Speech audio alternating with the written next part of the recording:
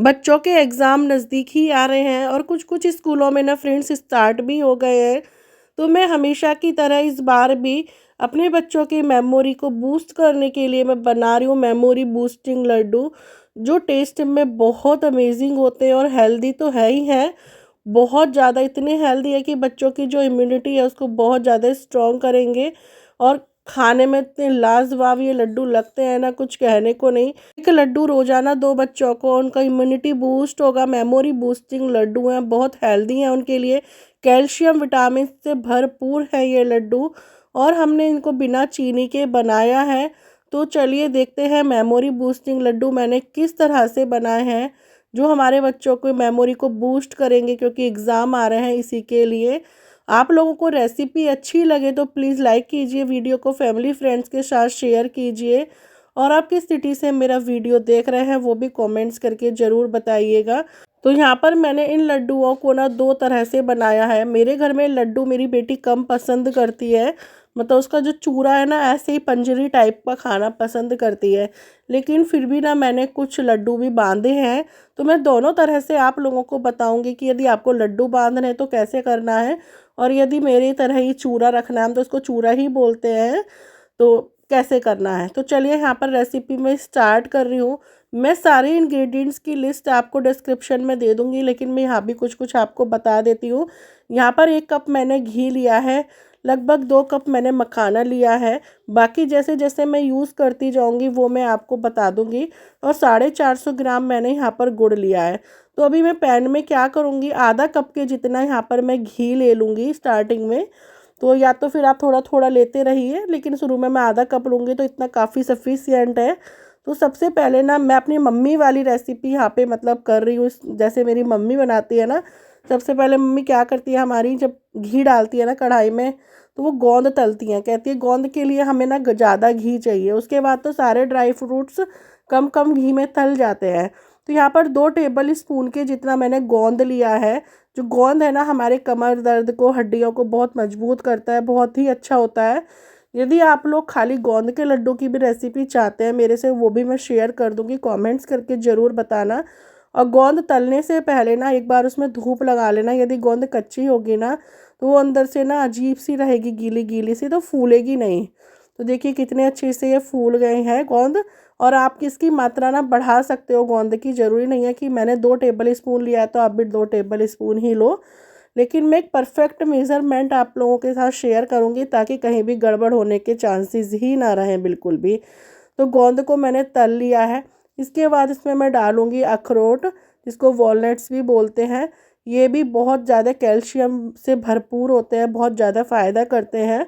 और अभी सारे ड्राई फ्रूट्स ना इसके बाद हम लो फ्लेम पे तलेंगे। गोंदी होती है जो थोड़ा हाई फ्लेम पे तली जाती है।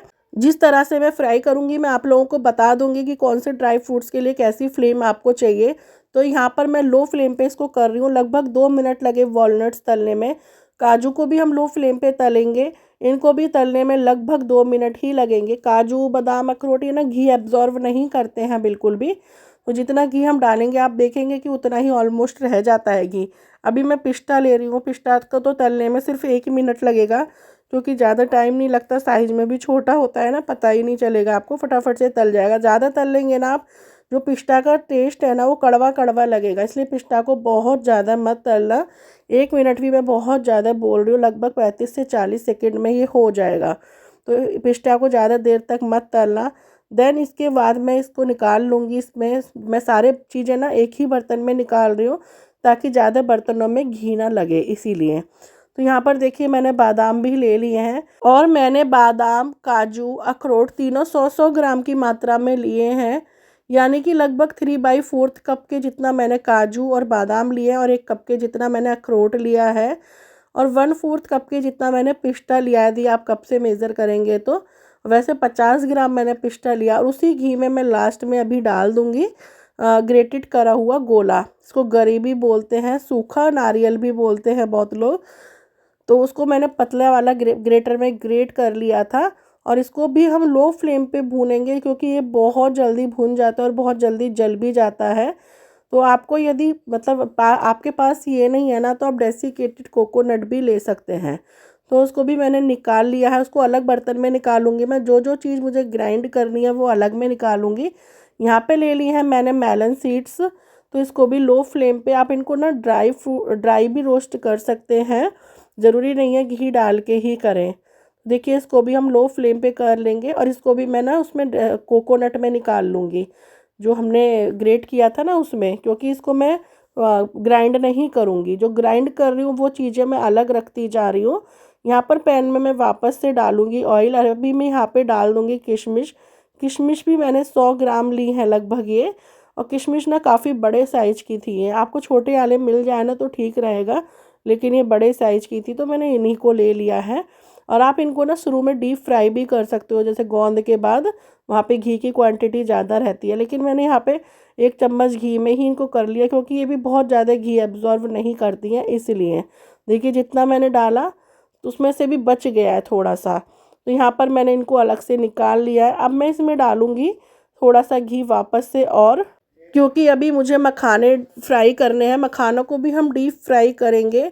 तो यहाँ पर मैंने लगभग 3 से 4 चम्मच के जितना घी बचा लिया है, बाकी सारा घी डाल दिया है। लगभग 1.5 कप के जितना ये मखाना था। मैं सारे इंग्रेडिएंट्स मेंशन कर दूँगी डिस्क्रिप्शन में, आप लोगों के लिए बहुत ज़्यादा इजी रहेगा। और मखानों को भूनने में लगभग 5 से 6 मिनट लगेंगे लो फ्लेम पे, क्योंकि अंदर तक सिकने में इनको टाइम लगता है और हम डीप फ्राई कर रहे हैं ना इसीलिए।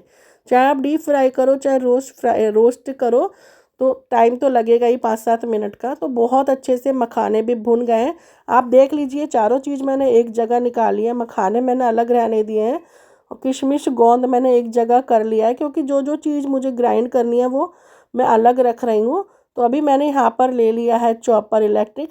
मुझे बिल्कुल फाइन पाउडर बिल्कुल भी नहीं पसंद। मैंने आपको बताया ना मेरी बेटी को लड्डू बंधे हुए नहीं पसंद, उसको कटोरी चम्मच से लेके खाना पसंद है।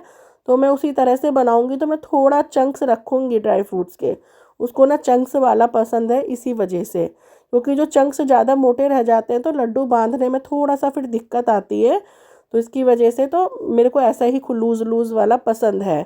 तो देखिए मैंने यहाँ पर इस तरह से इसको कर लिया है, और इसी तरह से मैं सारे ड्राई फ्रूट्स बारी बारी से करती चली जाऊँगी। आप इसको काम को ना मिक्सर में भी ना पल्स मोड पे कर सकते हैं, 10-10 सेकंड चला के फटाफट से हो जाता है उसमें भी। तो इसी तरह से 3 राउंड में मेरे सारे ड्राई फ्रूट्स में जितने भी नट्स थे ना वो सारे हो गए थे। अब बारी आती है किशमिश की और गोंद की, इन दोनों को मैं एक साथ कर लूँगी। तो क्योंकि किशमिश का साइज़ ना काफ़ी बड़ा था, क्योंकि मिक्सर में हम पीसते तो ये पीसती नहीं, इसीलिए मैंने सोचा कि चलो इनको भी इसी में हम कर लेते हैं।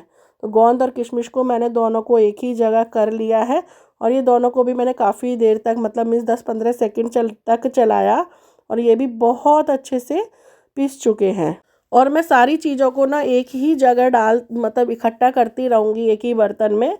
अब मैं ले रही हूँ मखाना। मखाना बहुत जल्दी हो जाता है, मखाने में बिल्कुल टाइम नहीं लगता है, क्योंकि रोस्ट करा हुआ मखाना है, बिल्कुल पता ही नहीं चलता। आप कटोरी भी लोगे ना, कटोरी की बैक साइड से इसको करोगे तो भी हो जाएगा, इतना ज़्यादा क्रंची ये हो जाता है। देखिए मखाने के भी ना मैंने थोड़े चंक्स रखे हैं, जैसे कि मैंने आपको बताया कि मेरे घर में पसंद है मेरी बेटी को, क्योंकि मैं उसी के लिए बना रही हूँ मेमोरी बूस्टिंग लड्डू। और रियली इतने टेस्टी लगते हैं ना ये लड्डू, आप ना ठंडियों में खुद भी खा सकते हो, हड्डियों को मजबूत करेगा ये। और यहाँ पे लास्ट में कर रही हूँ मैं पोस्त दाना, जिसको पॉपी सीड्स या खसखस भी बोलते हैं। भाई मेरे यहाँ तो इसको खसखस ही बोलते हैं। और ये बहुत ज़्यादा हेल्दी होता है, हमारे माइंड के लिए बहुत ज़्यादा हेल्दी होता है ये। तो इसको ठंडा भी होता है, क्योंकि जब ठंडाई बनाते हैं ना होली में, तो उसके लिए भी ये बहुत ज़्यादा फ़ायदेमंद होता है। तो इसीलिए इसको भी ज़रूर डालेंगे। इसकी क्वांटिटी भी आप बढ़ा सकते हैं। मैंने अराउंड 2 टेबल स्पून लिया है ये, और इसको भूनने में फटाक से 1 मिनट लगता है, ज़्यादा टाइम नहीं लगता। और इसी में मैं कुछ स्पाइसेस भी डालूँगी। दालचीनी का पाउडर मैंने हाफ़ टीस्पून डाला है, सौंठ powder half teaspoon, and half teaspoon ही मैंने वाइट पेपर पाउडर। जब ये लड्डू में ये सारी चीज़ें डल जाएंगी ना, पता भी नहीं चलेगा, इतनी कम क्वांटिटी में हम डाल रहे हैं। यदि आपके बच्चे नहीं पसंद करते वाइट पेपर तो आप पूरी तरह से स्किप कर सकते हो, और यदि पसंद करते हैं तो क्वांटिटी दुगना भी कर सकते हैं। अब बारी आ गई है लास्ट स्टेप की। तो मैंने बड़ी कढ़ाई ले ली है एक, जो मेरे पास थी, उसमें मैंने लगभग 2 टेबल स्पून के जितना घी डाला है, और उसमें मैंने गुड़ को बारीक कटा हुआ डाल दिया है। यदि आप लड्डू बांध रहे हैं, यहाँ पे थोड़ा ध्यान से सुनना आप, यदि आप लड्डू बांध रहे हैं तो पहले थोड़ा सा 2 टेबल स्पून पानी ले लेना और गुड़ डाल लेना। यदि आपको लड्डू बांधना है ना तो थोड़ा सा यहाँ पे 2 टेबल स्पून के जितना पानी डालोगे ना, तो उससे ये जो है चाशनी है ना, को चाशनी ही बोलेंगे, परफेक्ट बनेगी। हमें कोई तार नहीं बनाना है, जस्ट हमें इसको पिघलाना है। तो आप क्या होगी ना, उसकी जो कंसिस्टेंसी है ना थोड़ा पतला रहेगी। अभी क्या है, ये गाढ़ा है। जो घी बचा हुआ था ना मैंने वो भी इसमें डाल दिया है। फ्लेम ऑफ है इस स्टेज पे। देखिए अभी ये काफ़ी गाढ़ा है, क्योंकि मुझे लड्डू बांधने नहीं थे बहुत ज़्यादा, मेरे यहाँ ऐसी पसंद है, तो इसीलिए मैंने इसको पतला नहीं किया था। अदरवाइज़ आपके यहाँ लड्डू पसंद है इस तरह से बंधे हुए, तो आप उसको क्या करोगे ना, 2 चम्मच पानी डाल लेना और सारे जितने भी ड्राई फ्रूट्स थे वो मैंने इस स्टेज पे डाल दिए हैं। अब ये काम ना आपको थोड़ा सा हाथ से करना पड़ेगा ताकि फटाफट हो जाए। स्पैचुला की मदद से तो आप बिल्कुल भी नहीं कर पाओगे। हालांकि गुड़ ना काफ़ी गर्म है यहाँ पे, क्योंकि गर्म जो गुड़ है ना, चाशनी की जब गर्म होती है तो हाथ लगाया नहीं जाता। लेकिन फिर भी मैं कोशिश कर रही हूँ थोड़ा थोड़ा सा। तो भी मैंने सोचा कढ़ाई में ही मिला लेती हूँ, लेकिन कढ़ाई में बन नहीं पा रहा था, छोटी पड़ जा रही थी कढ़ाई।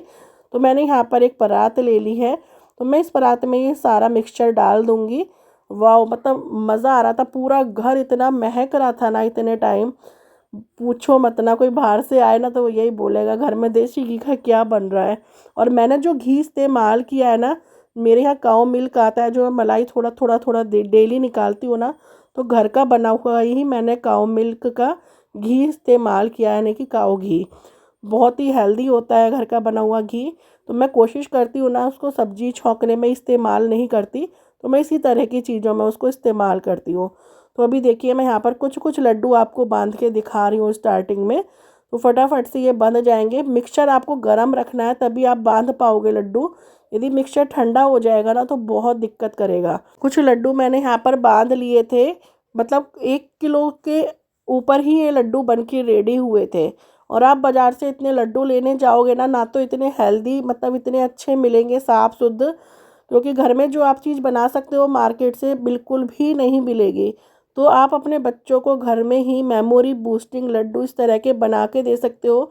ये लड्डू आप सुबह के दूध के साथ या रात के दूध के साथ बच्चों को देना, मैं उसी टाइम देना प्रेफर करती हूँ, क्योंकि दूध के साथ ये लड्डू खाए जाते हैं ना तो लगते भी हैं बॉडी में।